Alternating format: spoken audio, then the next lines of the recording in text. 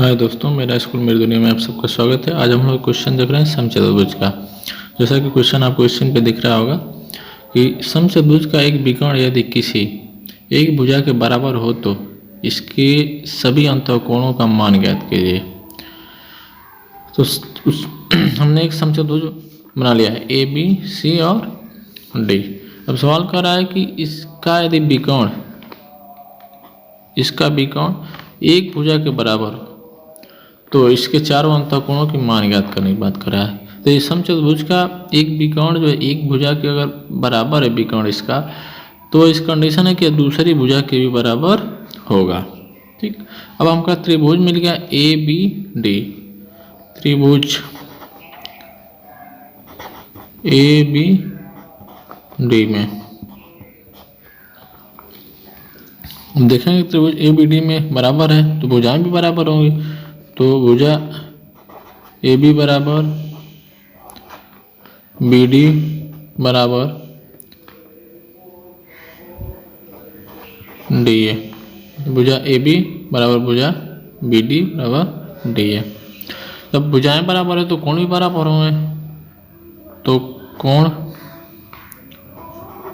D A B, कोण D A B बराबर हो जाएगा कोण A B D. A B D अब बराबर होगा कोण A D B, A D B के। इसलिए अब त्रिभुज के तीनों अंतःकोणों का योगफल 180 अंश होता है। तो इसलिए हम देते हैं कोण डी ए बी, कोण D A B plus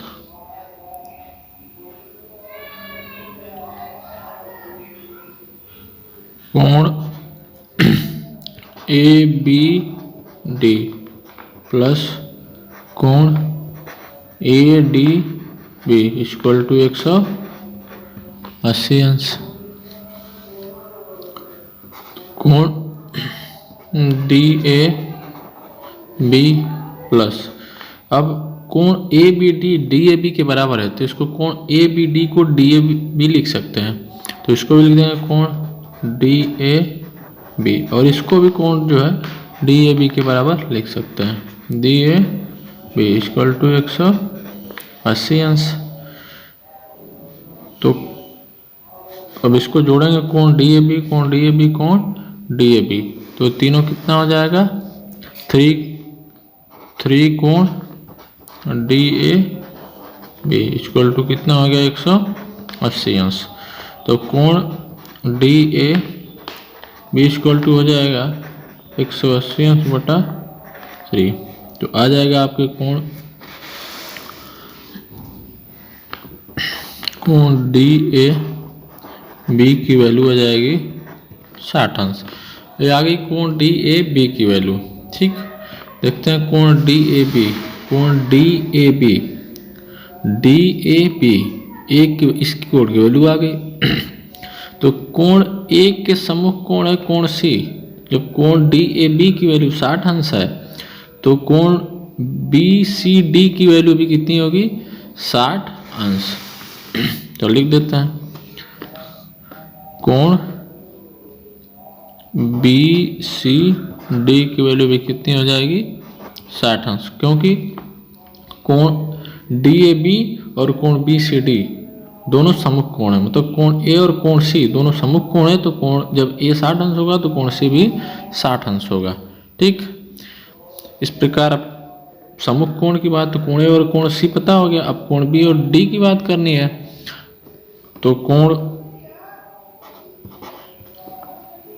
A B C equal to हो जाएगा 2 इंटू कोण ए बी डी, क्योंकि कोण ए बी सी जो है कोण ए बी डी का दोगुना है।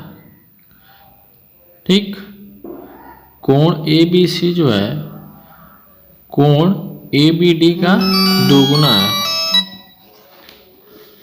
ठीक, तो 2 इंटू 60 अंश बराबर 120 अंश।